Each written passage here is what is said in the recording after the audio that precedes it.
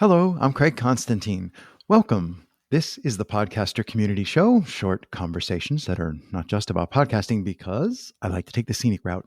My guest today is Robbie Swale, who's back for I don't know why, a second dose of Craig insanity. Welcome, Robbie. How are you this afternoon? Thanks, Craig. Great to be back. And yeah, I'm pretty good actually this afternoon. How are you this morning? Yeah, I'm good. It's kind of gray and dreary in Pennsylvania where I am, about 2 hours due west of New York City.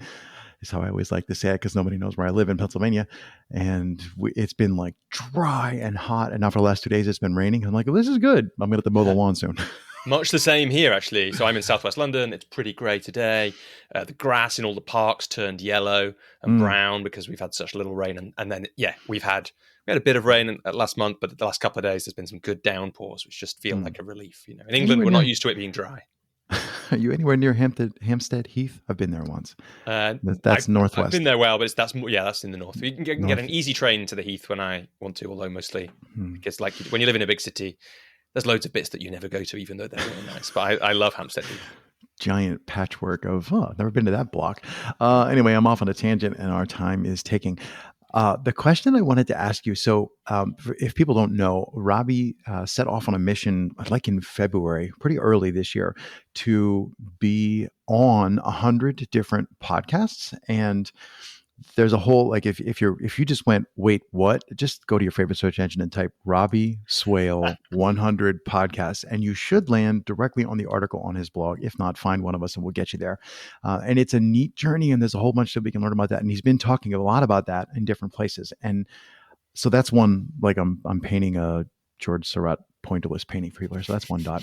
Another dot is your first book was how to, sorry, I should know the title off the top of my head, but basically how to get unstuck. So give me the title of the first book. It's how to start when you're stuck. How to start when you're stuck. And the second one is behind you, which is how to keep going. When you want to give up. When you want to give up.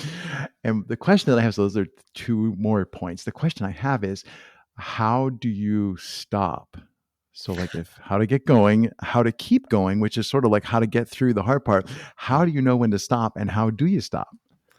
Yeah. I mean, there's two parts of that. One is I've been thinking recently, like I didn't really think through my podcast challenge. And also, Craig, thanks for having me back because this means this is going to be number 50. My and pleasure. We made a joke last time we spoke, I think, that we'll come back at 50. And I plan to come back at 100 because you made that joke last time as well, if I get there. You can come back at 101. Oh, damn. I have to delete you from my list, which means that I need to find another one. So like one of the things I've been thinking about recently is I just hadn't thought through what happens if you appear on 50, even just 50 podcasts in, like you say, like since the start of the year. And I started a bit late, so it's a bit less high pressure that I'm halfway through the podcasts with 3/4 of the way through the year or 2/3 of the way through the year, which is there's a huge amount of content. It's actually quite hard to manage now. And I feel bad because there are some podcasts that I've been on that I haven't shared because it's like too much for one person to cope with. So it's like, it's a serious problem. I'm just knowing when to stop. My friend Sarah Wheeler has a podcast called, or has a tool called the Quitting Quadrant to like help people think. I can't remember what the podcast called. She's got one, but it's like, how do we know when to quit our jobs? Like, when is it the right time to quit? When is quitting the right thing to do? So there's a part of me which is like, I don't know when to stop, Craig. I should have probably stopped before I committed to being on 100 podcasts, but now I've got to play this game to the end. But the other side of it, to answer more seriously, so those two books are the first two books in a series about the creative process. And the third one is about to come out. And the third one is how to create the conditions for great work. So it's like, in a way, it's the least important part of making something. The most important part of making something is that you start. The second most important is that you keep going. You don't quit before you're finished or before you want to. And then the third most important part, and it does make sense that this is the fourth book. The fourth book is going to be called something like How to Share Your Work When You're Scared, because that's where this practice came for me. And I think that the opening page of it is going to be a quote from the French, I think he was a poet, Paul Valéry, probably pronounced in a French way, not in an English way like I just did. And the quote is something like, "A poem is never finished. It is only ever abandoned." So there isn't a stop. For me, there's just the perfectionist in me, right? It's just like, just a time when you decide to abandon fiddling with your thing and let it out into the world. Couple things resonating with me. First of all, give me the name of the woman and the book you mentioned again. So Sarah Wheeler, which I think is Weiler, and her book I don't think is out yet, but the tool is the quitting quadrant. Mm. And if people Google the quitting quadrant, they'll probably get Sarah, or the quitting quadrant Sarah Wheeler. You'll get it. And there is a podcast, so you could also probably search "quitting Sarah" into your podcast thing, and you'd I find just wanted to it make through. sure people heard it twice. Yeah, and I'm trying to wrangle my way onto her podcast. So later you'll be able to find. Of course, I am right. Later you'll be able to find it via my 100 You're going to podcast wrangle dashboard. on everybody's podcast. That's my game. Yeah. The thing that you were saying about a poem is never done, but only abandoned. We're both now paraphrasing. Reminded me of a quote that I have from James Baldwin, the American writer, who said that something to the effect of editing is like you're never done editing. You just give up when you can't make it any better. It's like, oh, this is as good as I can make it. I'm quitting at that thing. So that seems to me that's a sentiment that many different writers are telling us. You and I, that's something we should do. And the other thing that resonated with me when you were talking was you were, I don't know if most recently or very recently, on a mutual friend of ours named David Reynolds, Reynolds, for those searching. David has a podcast called Lead, Learn, Change. And you were on there, and you made a point in there. Long setup. You made and actually I've lost my train of thought. The setup was so long, I can only hold thoughts for Dang it. Oh, well, maybe it'll come back to me. It was a point that you made a podcast that I wanted to pull on, but I had really good point. Let's just assume, everyone can assume it was hilarious David's and podcast. Meaningful. Oh, that annoys me when I have things that I wanted to say, but I had 5 of them. Yeah. What are we talking about? Talking about abandoning poems and editing and crap. It's a question from my subconscious. It'll come up in a few minutes. Yep. What is something that before we press record, we were talking about this idea of above or below the line, asking oneself, am I above or below the line? So can you tell me, let's just you do some talking for a change. What's the line that question is about? And unpack a little bit about how you were suggesting people randomly ask themselves that question. Yeah. So it's a question that I learned about from Jim Detmer, Detchmer. And his colleagues. It's in the book, The 15 Commitments of Conscious Leadership by Detmer and his colleagues, Diana Chapman and Kaylee Klemp. And if you search Commitments of Conscious Leadership, you'll get it. And essentially, it's the idea that we are usually in one of 2 states. We are either above the line, which is our kind of open, creative, social connection state, or we're below the line. And this is like when we feel like we're under threat, or we are uncomfortable, or we are a little bit in anxiety and scarcity and fear. And, sometimes when people talk about being triggered, I think often they mean they feel like something has moved them from above the line to below the line in short order. And essentially the question that I heard Detmer talk about on a training course I was on once was to set up an app. You can get these apps like Mind Jogger and Remind Me. And what you do is you set them up so that they will randomly give you a push notification on your device a certain number of times between certain hours. So you can set it up between 8 a.m. and 6 p.m. to give you 8 nudges or 2 nudges or whatever you want. And then I think the question he just suggests, or one of them, I've heard him suggest a couple, is it pops up on your phone. It pops up on my phone in a green notification on Android on Remind Me. And it will say, mine says something slightly different at the moment, but in this case, it could say, Robbie, are you above or below the line? And the beauty of that is, we were talking about it, right? Sometimes I'll get to the end of my day. You made a similar point, and you'd be like, "Oh my word!" I was essentially, maybe you don't use this language, but I was below the line for the last 4 hours. And only when you surface and slow down enough do you notice that. And only obviously when we notice something like that can we actively make a choice about what we do with it and how we respond to it.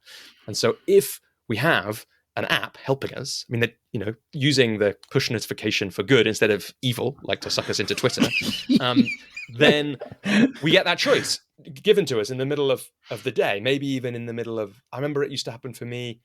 I used it as a presencing practice and it has a different vibration on Android to say WhatsApp.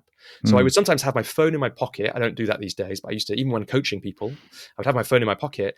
And if it vibrated with the remind me vibration, even that became a way for me in the moment to just slow down and notice what's actually going on here. Mm. And then again, noticing what's going on is like one of the key moves, because once we've noticed what's going on, it's no longer just happening to us, and we get that little bit of choice so that we can go, okay, I have this information now. Am I above or below the line? If I'm below the line and I don't want to, am I going to do anything about that? Hmm. Yeah, that's a brilliant question, and it's not CBT, not CBD, not cannabidiol, but cognitive behavioral therapy. I think there's a physical modality where I think at first a therapist would do this. They tap on your leg. Have you ever seen this? I've And heard about it, yeah. yeah, and it has something to do with like the tapping is a physical cue that makes your I don't know how it works, but my thinking is it makes your brain go, wait, what's going on there? And that's enough to give you a change or the opportunity for you to change your thinking. And I've also read, and I cannot remember off the top of my head where I got this from. It's a programming nerdy, jokey thing like, well, what you really need to do is you need to insert an interrupt. So every time, habit that you don't like is about to happen, you insert this wedge, which is like, if habit beginning, then, get up and walk around the house or like whatever. And I think there's a lot of, like long-term human cultural intelligence about this, like, well, if you don't want to be doing the same thing you've always been doing, you got to do something else. Like what's the definition of insanity, right? Doing the same thing and expecting different results. Yeah, So but I think it's hard. It's easier said than done, right? So because if we've been practicing one way of being, which could be responding in a certain way to a certain stimulus for a long time, it's not nothing to learn a new way of responding right. to that stimulus. It's one of the reasons why that pattern interrupt is a good metaphor. It's like there we open up that little bit of space. There's a concept that I heard about from Sean Aker, who I read about in his book. He's a positive psychologist. He calls it activation energy. I don't think it's from his research. It's from something else, but it's a great thing for if we're thinking about habits, because you want to raise the activation energy, which is like basically how much hassle it is to do the thing, right? You want to raise the activation energy of habits you don't want to have. Example of this was I took the Facebook and Twitter apps off my phone because I didn't want to find myself doom scrolling. And that wasn't enough, because I would just go to the browser, and before I knew it, I'd have pressed F for Facebook, pressed return, and I'd have been scrolling. So what I did was I logged out of Facebook on the browser, and it turned out that was enough activation energy for me to mostly catch it, because I'd hit the Facebook, I'd do my automatic thing that I couldn't get out of the habit of, press F, press enter. I'd hit the Facebook page, and it would say, enter your password. And I'd be like, oh, I don't want to enter my password because I don't want to be on Facebook. So you can raise the activation energy of that kind of thing. And then you can lower the activation energy of habits you do want to have. So it's like, my 12-minute method thing, for want of a better example, is like if I, part of the hassle of writing a blog is the editing thing we were talking about before, right? You could spend 1 million hours editing your blog. If I take out that, have you just remembered your David Reynolds thing? Yes, keep going. I'm writing it down. Look of joy on Craig's face. The 12-minute blog thing, for people who haven't listened, I got into this practice of just write while the train's going or write while the timer's going, proof it once, post it online. Yeah. Having to get it perfect is high activation energy if you want perfect speech marks, if you want to get your blog on your website. If I make a blanket decision, I'm only going to proof these blogs once, and that's part of the practice, that lowers the activation energy of the whole thing. But you can also it's like going to sleep in your gym clothes would be the other thing. It's like, that's a Sean Aker example. It's like, then it's harder for me not to go to the gym than it is for me to go to the gym, because I have to get out of my clothes and put something else on. It's like, well, I'm in the clothes, I might as well just go. What was your amazing thought about David, or other? You actually just did it. So the amazing thought was, we had been talking earlier about the poet who said poems are never done, and Baldwin said editing is really hard. And while you were talking to David Reynolds, you guys were talking about editing, because your whole origin story of the 12-minute method is about like, write the thing, do a quick grammar and spelling check, and then that's the definition of done. And you and David were talking about basically abandoning your writing. You guys were talking in the context of books, because you've both written books. David's also written a book, which I recommend you download and read. Not you, Robbie, dear listener, go read it. I've read it. I love it.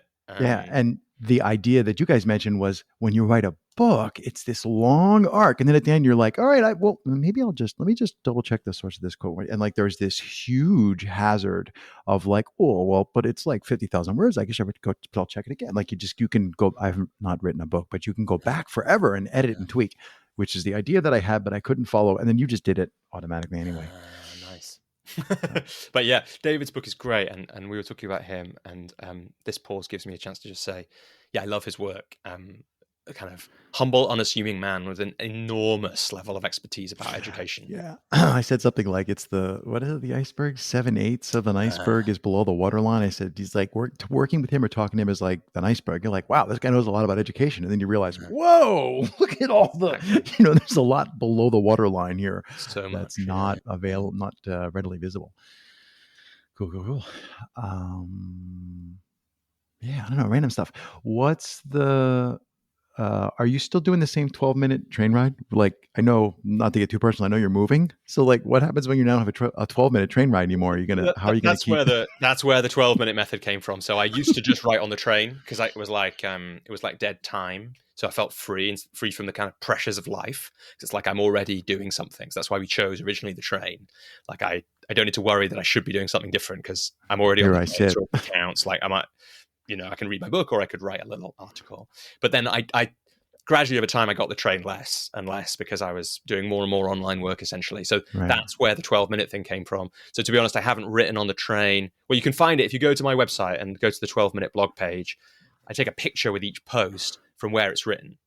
And so, because I was worried I was going to procrastinate on getting like the perfect picture from That's hard, right? Pixabay or something. I was just like, I was in a real beat my procrastination, beat resistance phase. So I was like, nope, I'm just going to take a picture. And people not a load of times, a handful of people over the years have said, your pictures are a bit rubbish. You could at least put some filters on them. And I'm like, the point is, it's out, not Thank you for perfect. reinforcing my decision, which Yeah, is this is good enough. but so you could probably scroll back through that and find the ones that are written on the train. But most of Mm, them these days are written in my flat or in my garden. And so mm. there will be, as you say, Craig, fingers crossed. I mean, crazy house moving stories, I won't tell. But as long as nothing goes unexpectedly wrong, I think we're about to move to the countryside. So you can expect a different view. People who care can Different. expect a different view The on photos are going to change. my Yay! photos. Finally, no more pictures of that skyscraper across the River Thames. You'll have my tree and a field and stuff like that. That's funny. It is when one, listener, me, you, when one figures out that, like, yeah, just ship it. It's good enough. Like, this is, I can just navel gaze and polish the thing forever, and eventually, there's not, that's that thing about no, one cannot pour any tea into a cup that is full or upside down. Like, you have to like leave room in the cup. So yeah, Yeah, and I things are I just think done way before. If you've been to school in a country like the one I grew up in or the one you grew up in, you've been kind of taught to try and get things perfect, and because oh, that's big how time. Yes. most of the exams work and that kind of thing. And in the real world, that's a really hard way to live.